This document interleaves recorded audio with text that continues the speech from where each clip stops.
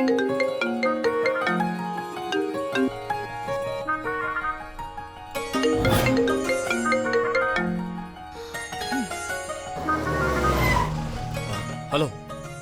என்ன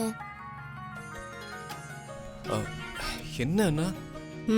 இப்ப எதுக்கு ஃபோன் பண்ணீங்கன்னு கேட்டேன். என்ன என் கோவமா?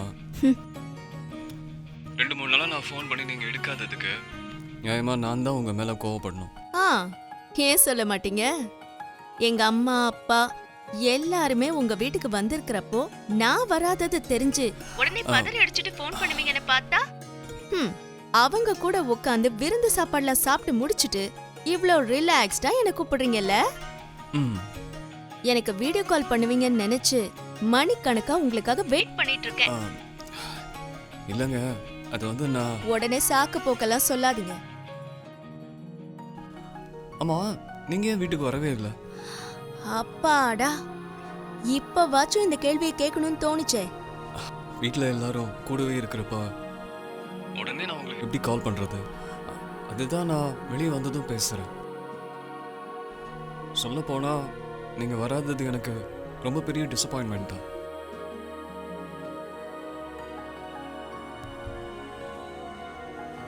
எனக்கு மட்டும் என் புகுந்த விட பார்க்கணும்னு ஆசை இருக்காதா என்ன?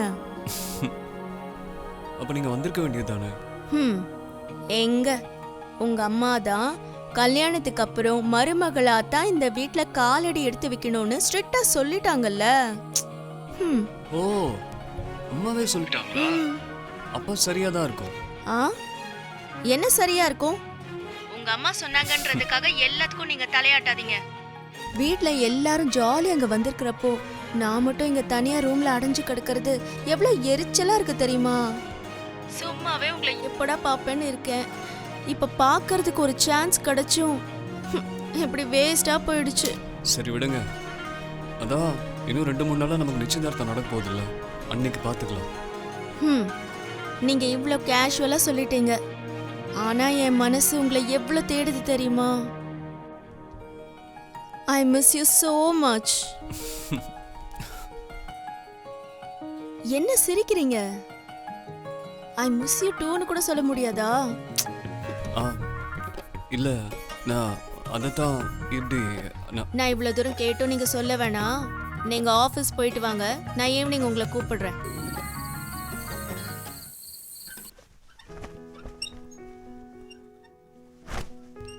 அம்மா, அத்தை என்னம்மா சொன்னாங்க? வேற என்ன, நிச்சயதார்த்தத்துக்கு ஒரு நாள் முன்னாடியே எல்லாரும் திருச்சிக்கு வந்துடுறோம்னு சொன்னாங்க. அதுக்கப்புறம் இந்த மாசத்துலயே ஒரு நல்ல நாளா பார்த்து முகூர்த்தம் வச்சுக்கலாம்னு சொல்லிட்டாங்க. அதெல்லாம் சரிம்மா. என்ன பத்தி வேற என்ன சொன்னாங்க? என்ன வேலை செய்ய விடுடி. அம்மா சொல்லுமா. என்ன பத்தி என்ன சொன்னாங்க, உன்னை பத்தி என்ன சொன்னாங்கன்னு? உன்னை பத்தி எவ்வளவோ சொன்னாங்க. அதுல இதுதான் அதுதான்னு நான் எப்படி பிரிச்சு சொல்றது? ஆர்த்தி, உன் அத்தையை விடு. மாப்பிள்ளைக்கு நீ வரலன்னு தெரிஞ்சதும் முகமே வாடி போச்சுடி.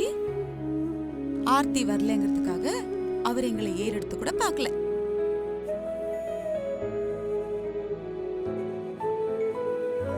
நீ வேற அவர்கிட்ட 2 நாளா பேசலையா? சாதாரணமா இருந்திருந்தா கூட ஏதோ ஓரளவுக்கு பரவாயில்ல. உன்கிட்ட பேசவும் முடியாம, உன்னை பார்க்கவும் முடியாம மாப்பிள்ள ரொம்ப மனசுடைஞ்சு போயிருக்காரு. எனக்கே அவரை பார்த்தா பாவமா இருந்தது. ஆர்த்தி, நீ எதுக்கும் மாப்பிள்ளைக்கு ஒரு ஃபோன் பண்ணி பேசிடு. அதெல்லாம் அப்பவே பேசிட்டேம்மா. இனிமேலாவது நான் ஃபோன் பண்ணா எதுக்காகவும் என் காலை கட் பண்ண கூடாதுன்னு அவருக்கு ஞாபகத்துல இருக்கான்னு பாப்போம். சூப்பர் ஆர்த்தி. அதான் பொண்ணு. ஆர்த்தி, ஒரு நிமிஷம் வாயே. எதுக்கு? நீ வா, நான் சொல்றேன். வா. ஏய் ஆர்த்தி, ஏய் வா. என்ன பண்ற? இங்க வா, இப்படி உட்காரு. உட்காரு. முகத்தை காட்டு. ஏய், என்னடி பண்ற நீ? எல்லாம் நான் சொல்றேன். முதல்ல நீ கண்ணை மூடி நிம்மதியா சாஞ்சி உட்காரு. ஐயோ, ஏய், என்னடி நினைச்சிட்டு இருக்க மனசுல நீ? நீ பாட்டுக்கு வந்த, அவ கைய புடிச்ச, இழுத்துட்டு வந்த, உட்கார வச்ச, கண்ணை மூடுன்னு சொல்லிட்டு கண்டதையா உன் மூஞ்சில தடவுறான். அவ வாயை மூடிட்டு பேசாம இருப்பாளா?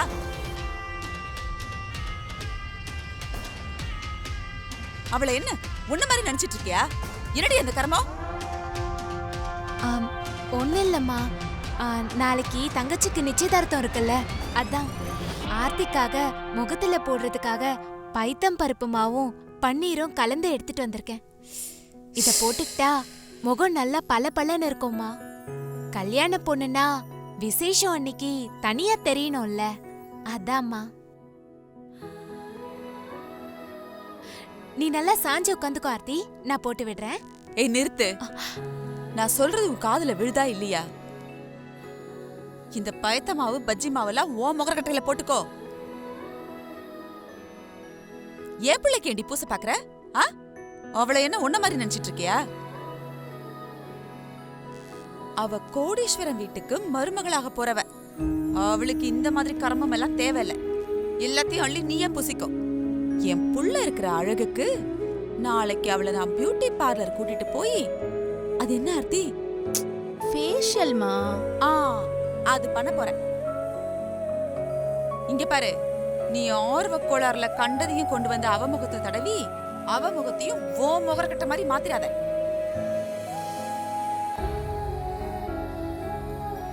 வந்துட்டா பஜ்ஜி மாவை தூக்கிட்டு கொண்டா. அப்படி பெரிய அழகு கலை நிபுணர் வந்துட்டா, அழகுபடுத்துறேன்.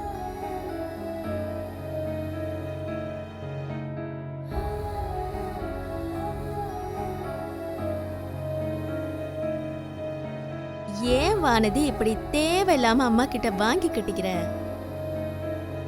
கொஞ்சம் நேரம் கூட உன்னால கைய கால வச்சுட்டு சும்மா இருக்க முடியாதுல்ல? இன்னும் சின்ன பிள்ளையில உன் குட்ட பாவடைய புடிச்சிட்டு சுத்திட்டு இருந்த அந்த ஆர்த்தின்னு நினைச்சிட்டு இருக்கல்ல? உன்னை நல்லா புரிஞ்சுக்கோ. என்னைக்கு எனக்கு கல்யாணம் பேசி முடிவு பண்ணாங்களோ அன்னையில இருந்து என் ரேஞ்சே மாறி போச்சு. இத்தனை வருஷம் வேணா நான் இந்த வீட்டு பொண்ணா இருக்கலாம், ஆனா இனி நான் ராஜேஸ்வரி அம்மா வீட்டு மருமக. அதனால அதுக்கு ஏத்த மாதிரி நீ கொஞ்சம் நடந்துக்க. நியாயமா உனக்கு தான் முதல்ல இங்க கல்யாணம் நடந்திருக்கணும். ஆனா என்ன பண்றது, வயசுல சின்னவளா இருந்தாலும் கல்யாண யோகம் கூடி வந்தது என்னமோ எனக்கு தானே. அதுக்காக நீ எதுவும் மனசெல்லாம் உடைஞ்சு போயிடாத வானதி. எனக்கு பொருத்தமா ஒரு கோடீஸ்வர மாப்பிள்ள கிடைச்சார்ல, அதே மாதிரி உன் தகுதிக்கு ஒரு சமையல்காரனோ இல்ல வாட்ச்மேனோ கரெக்ட் டைம்ல உனக்கு கிடைப்பான். நான் சொல்றது சரிதானே? Anyway, all the best.